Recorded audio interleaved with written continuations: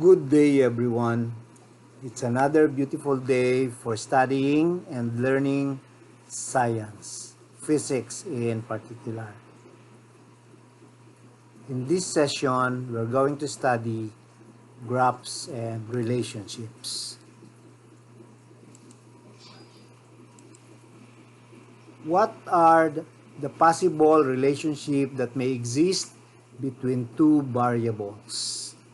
And what are the pictures of these relationships? Now, what are the characteristics of the relationships between two or more variables? Another way of classifying quantities are by the values obtained for the quantities. The first type of quantity according to its values is the constant. Constant is the quantity that the value remains the same. Example. So no matter how you change the diameter and circumference of a circle, the value of pi remains the same. You may change the mass of the body and accordingly the volume change, but the density of the substance remains the same. The coefficient of friction between two rubbing surfaces is also constant. How about variables? These are the quantities where the value changes as the other variable is operated. Example, the mass of the body can be increased or decreased to determine the effect in acceleration. Volume. The volume of a substance can be manipulated to determine its effect on the temperature or the pressure of the substance. The force exerted on a body can be increased or decreased to determine its effect on acceleration.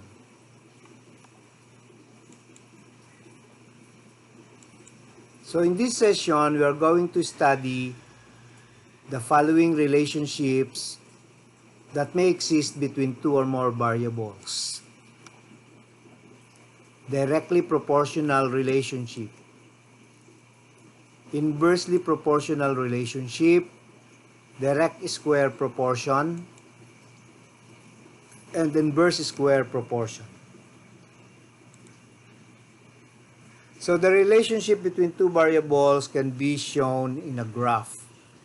And the graph is made up of the x and y axis, where the variables and the values are indicated.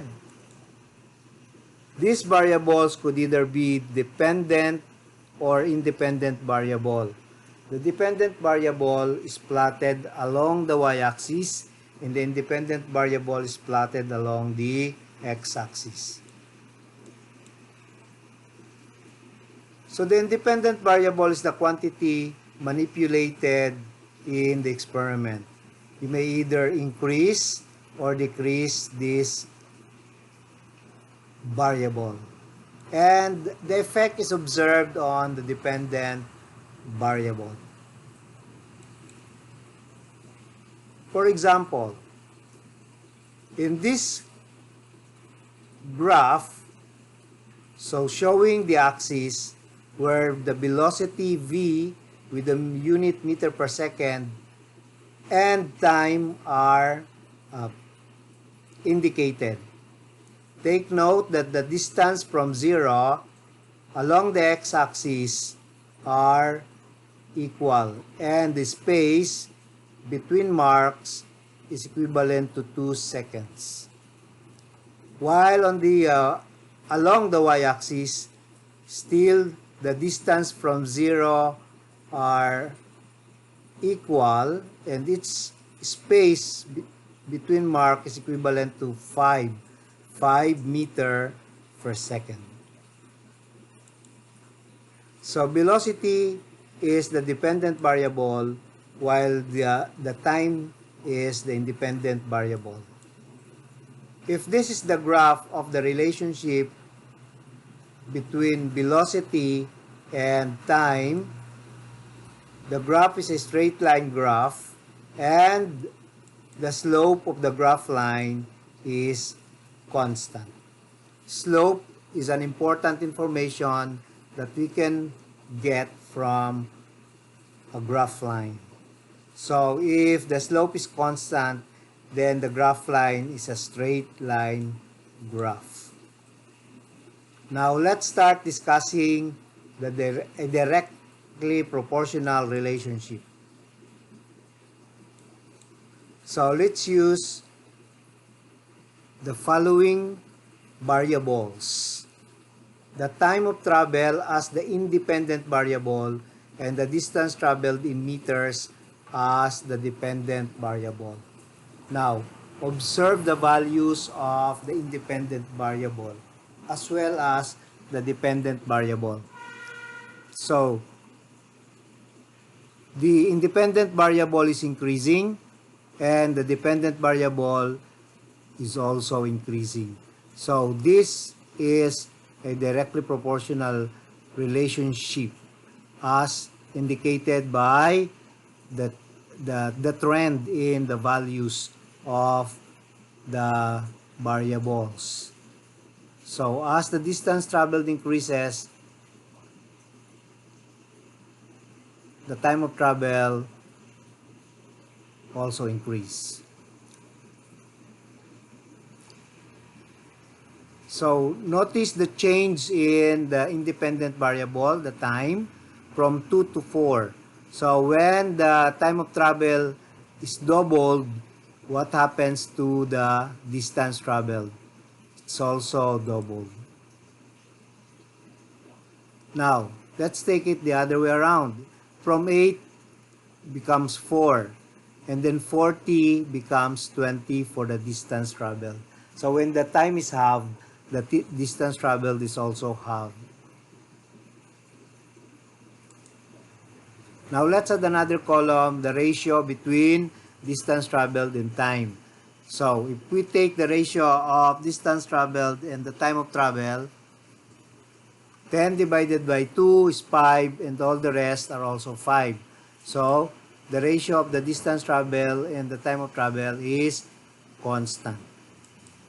Now let's take a look at the picture or the graph of distance traveled versus the time of travel. Okay, so we have to prepare the axis and plot the points, and this point suggests a straight line graph.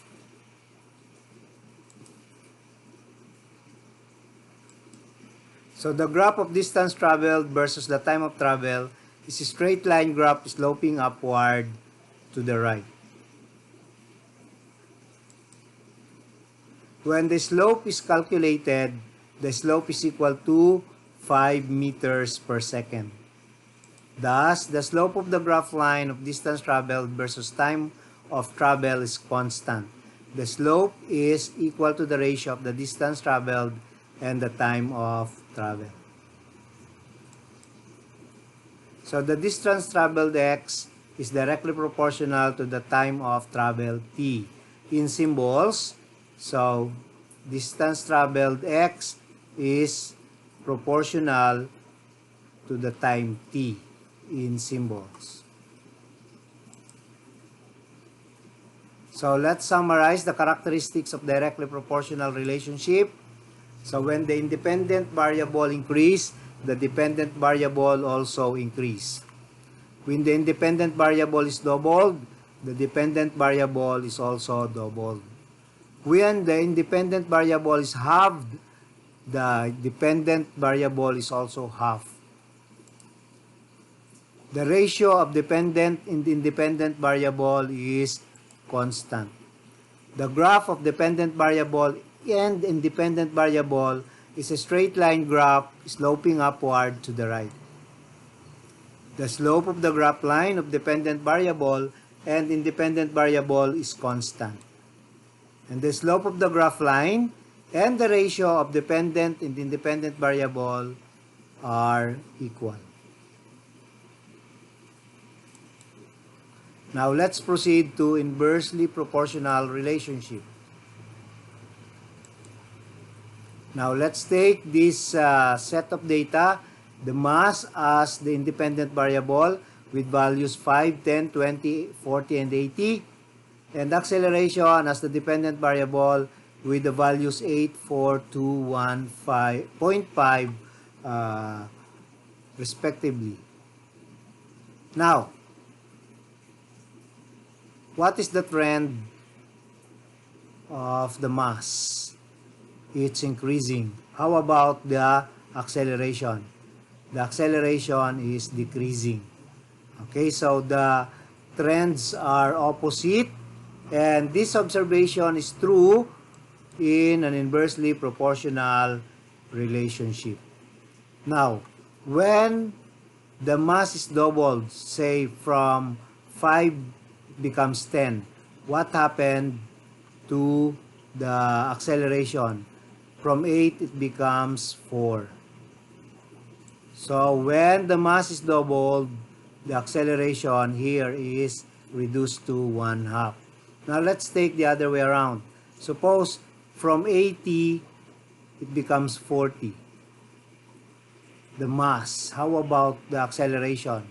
From 0.5 it becomes 1. So it's double.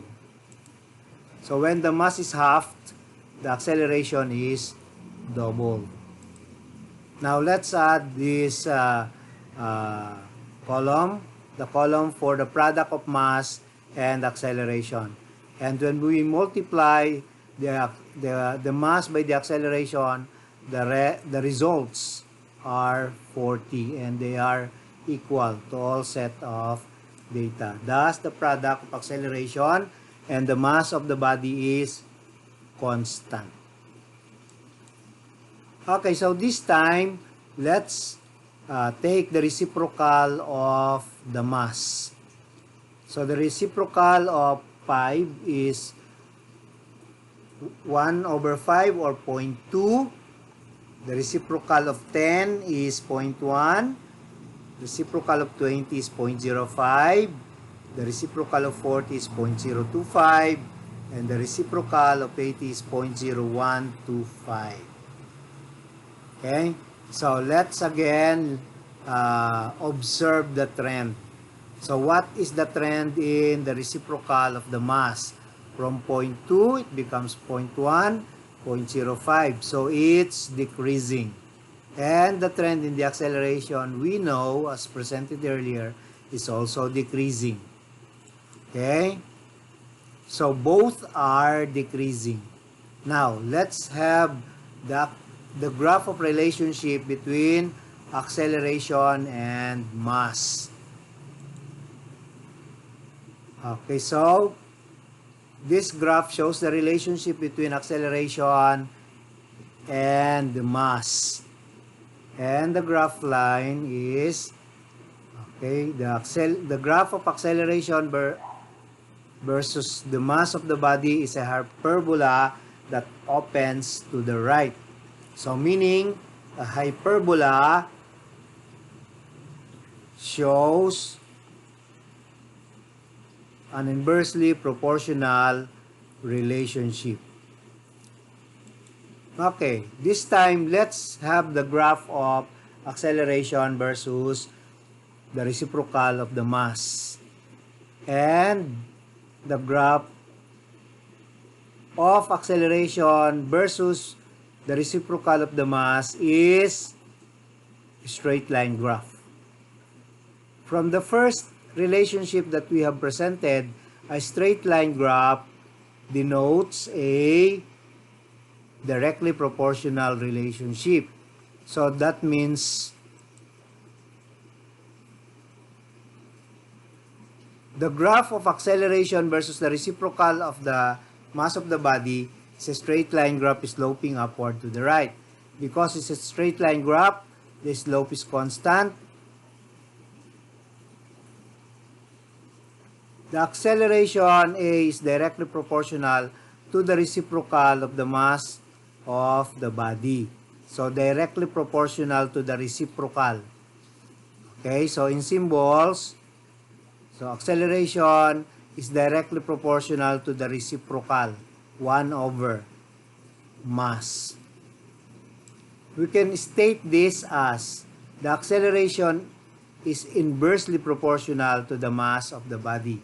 So the term directly proportional to the reciprocal is equal to inversely proportional. That's why in symbols, it's just the same.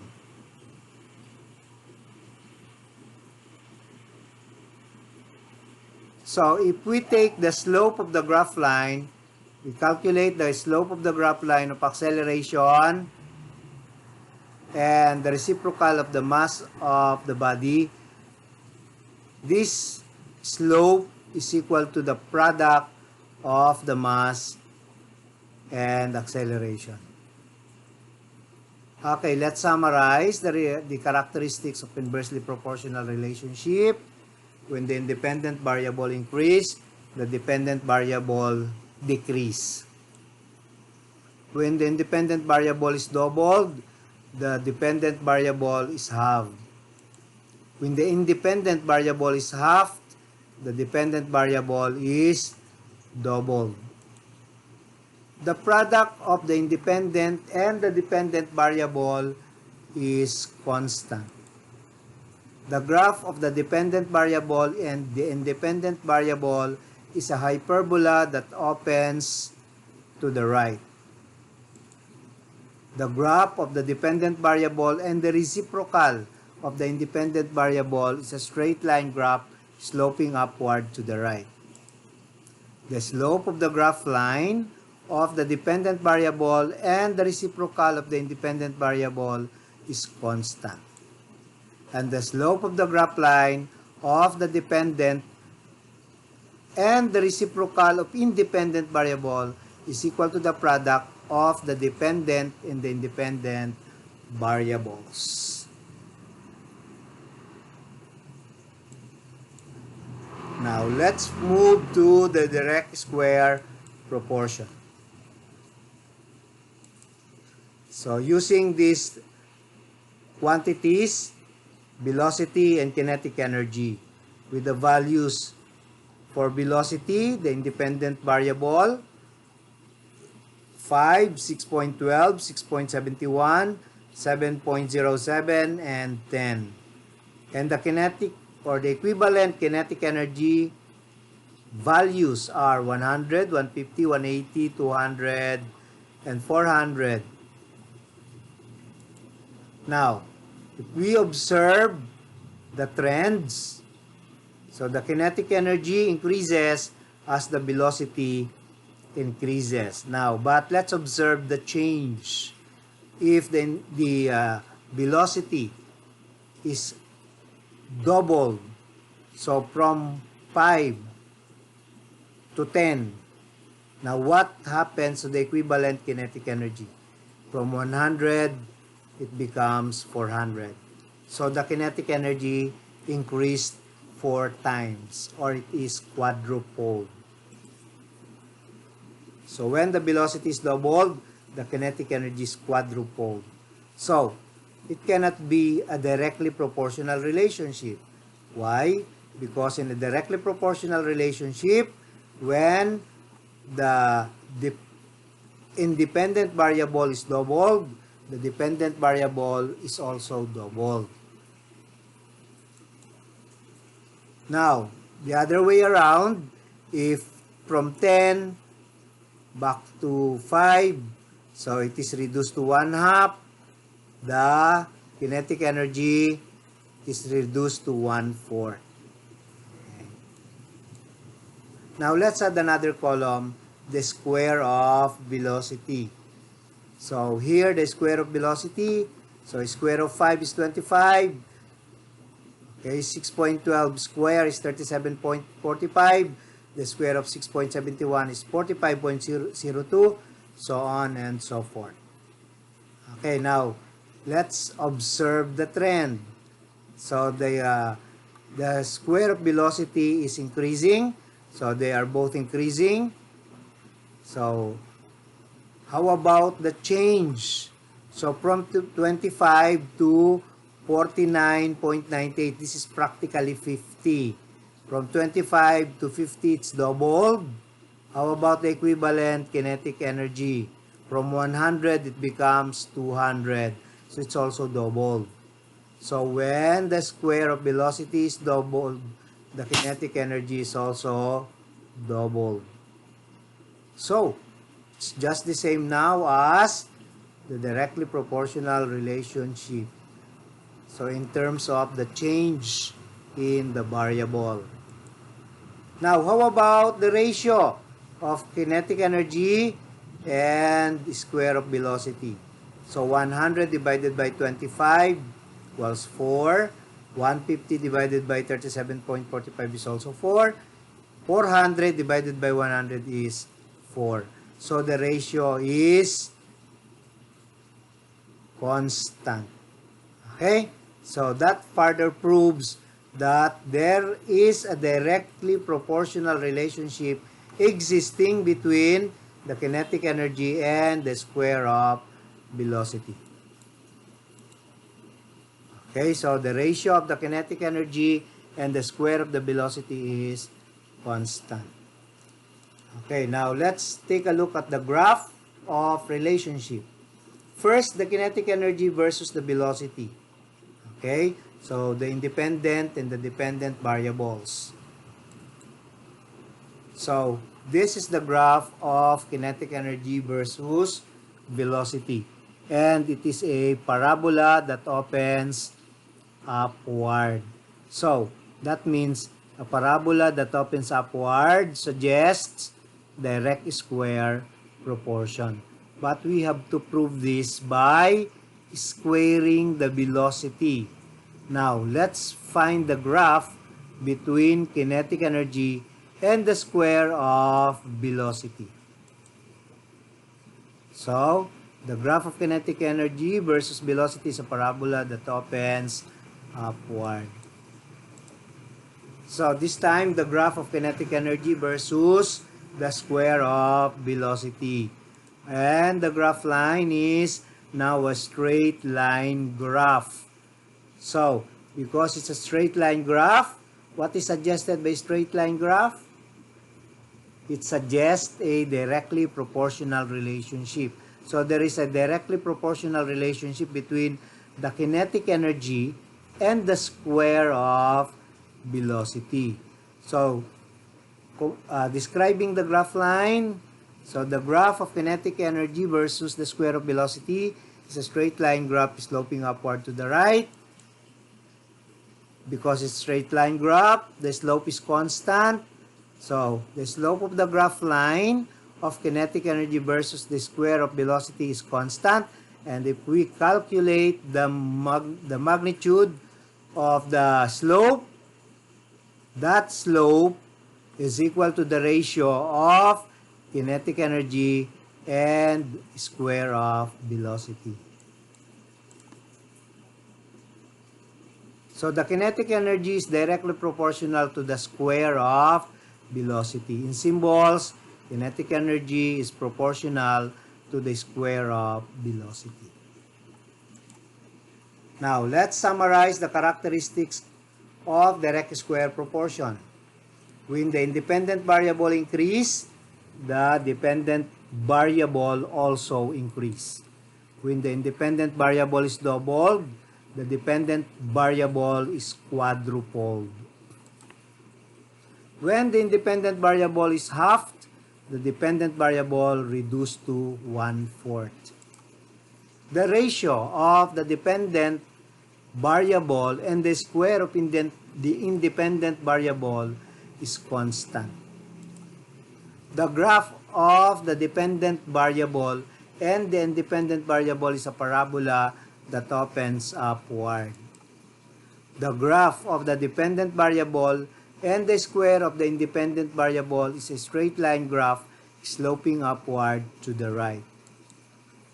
The slope of the graph line of the dependent variable and the square of independent variable is constant.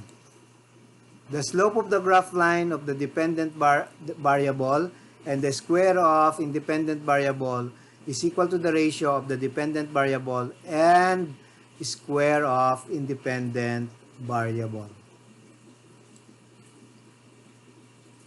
Now, let's proceed to an inverse square proportion. Using current as the independent variable and the resistance for the dependent variable with these values. Now, let's observe the trend in the values of current. 2, 4, 6, 10, 15. So, it's increasing. How about the resistance? 25, 6.25, 2.78, 1, and 0.44. So, the values of the resistance is decreasing. Okay? So, a characteristic of inverse square proportion, the resistance R decreases as the current increases. So, it also suggests an inversely proportional relationship based on the trends. Now, when the current is doubled from 2 to 4, what happened to the resistance? From 25 becomes 6.25. So, this is doubled. This reduced to 1/4. How about the other way around? Let's say from 4 it becomes 2. So, the current is halved.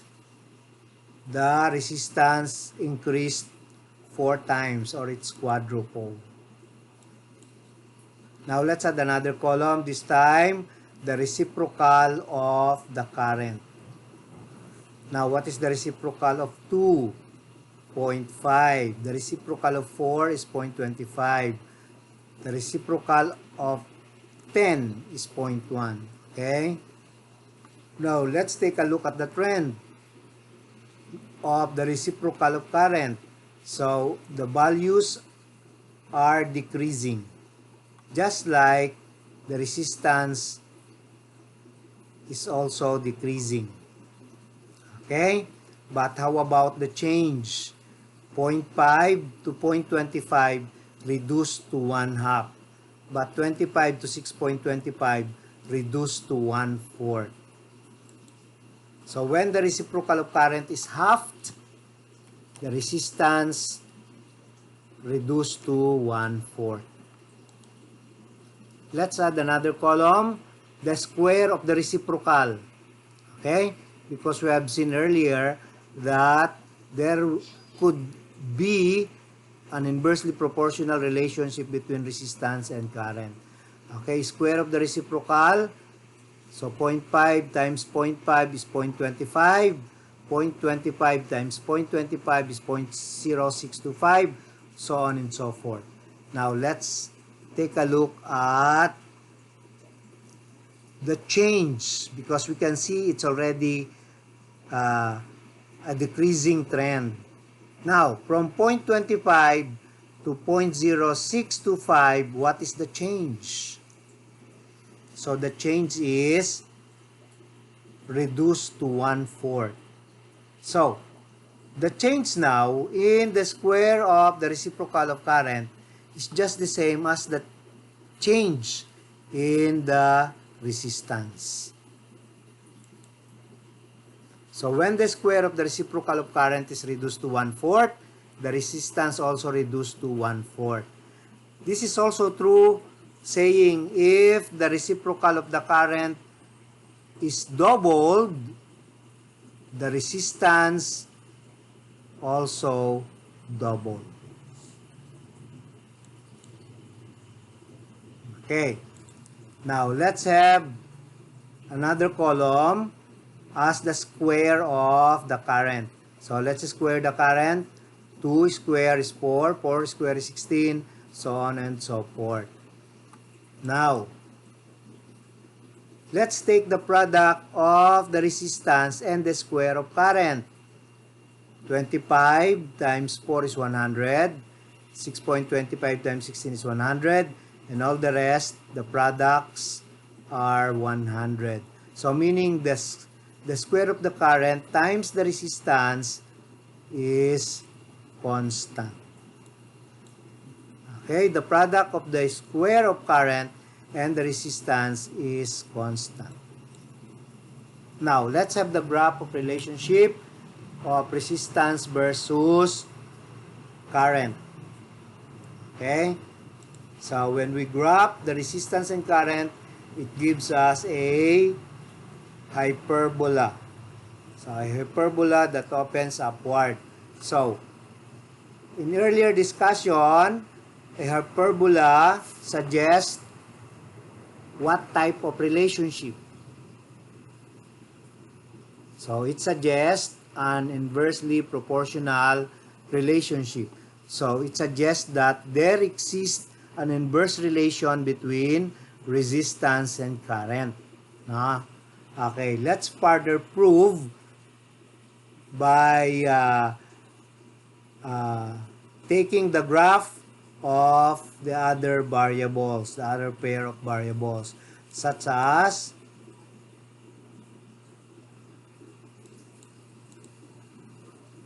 the resistance and the ratio between and the reciprocal of current. The resistance versus the reciprocal of current. Okay, so from here, we have seen that the resistance and the reciprocal of current has a graph which is a parabola that opens to the right.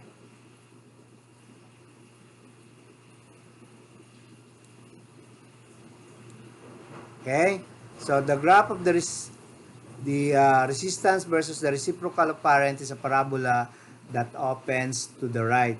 So from the earlier presentation, a parabola suggests a direct square proportion. There could be existing a direct square proportion between resistance and the reciprocal of current. Okay?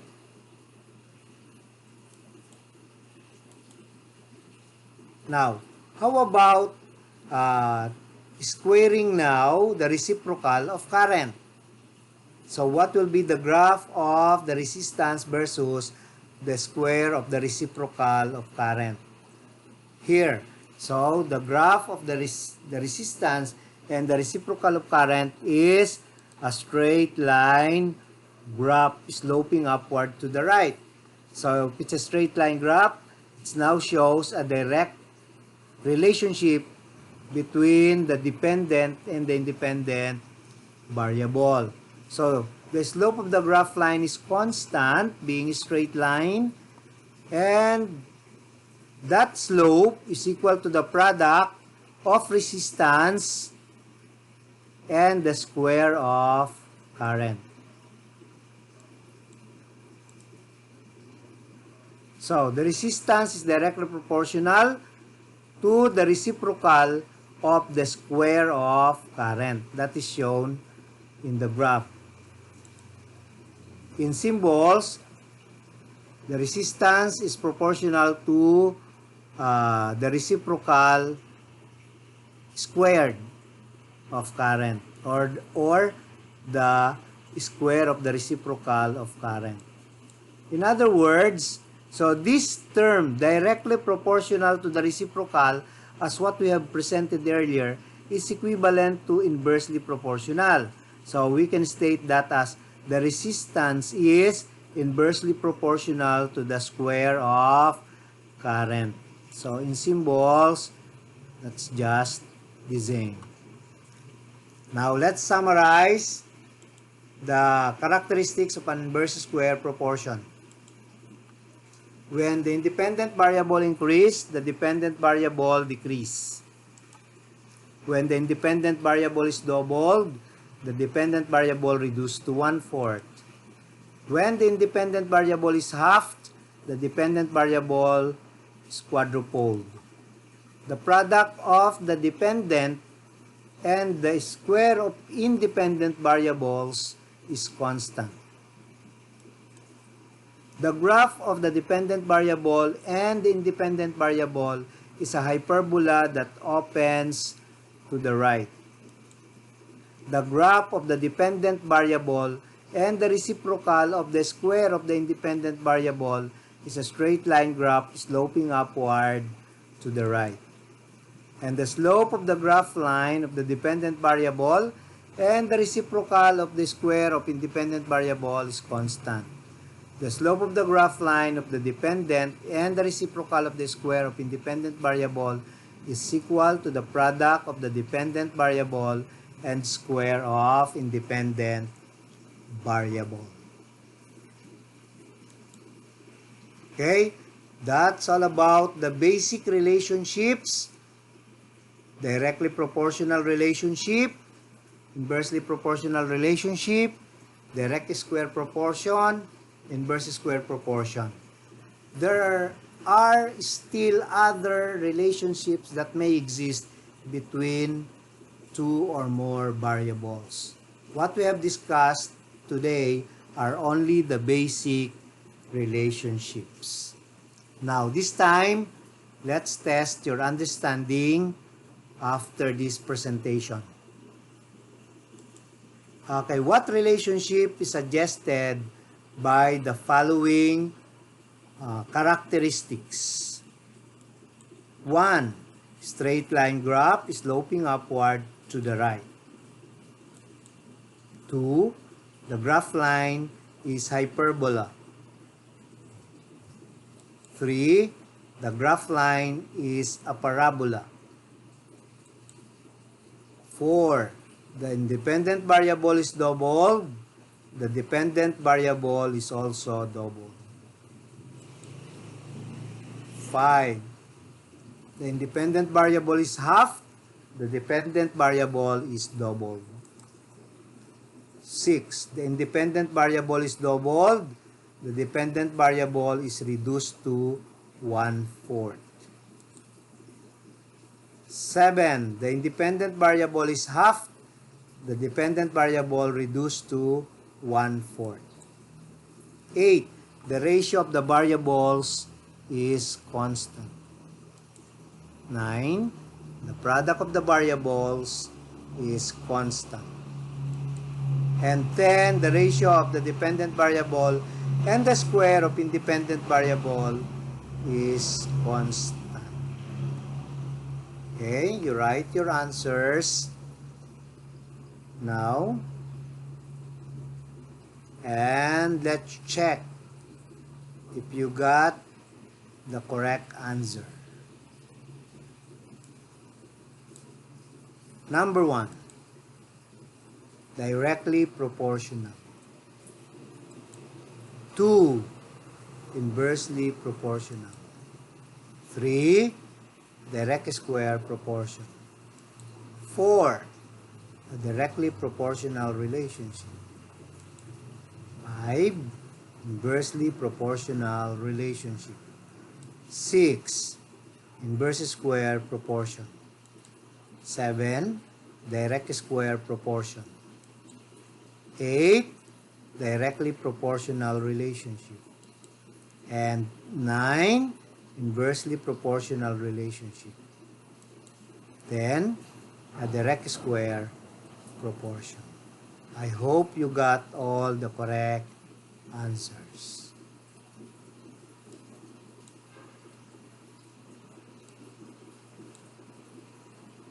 That's all about graphs and relationships. Thank you for watching. If you learn and enjoy this video, don't forget to like, share, and subscribe.